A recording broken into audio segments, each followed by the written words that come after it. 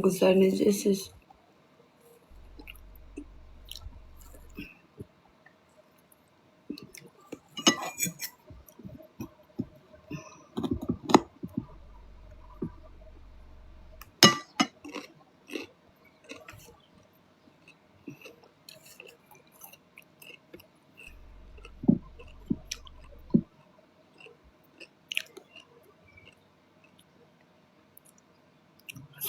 Salam. Bugün tez durmuşam saat 6'da. Dırnağımı da geçmişdim tezdən. İnanırsınız, içimi yorulmuştum. Gəldim, yıxıldım.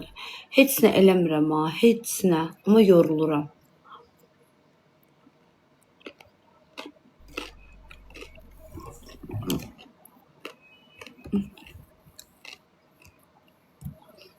Çox qəribə bir şeydir.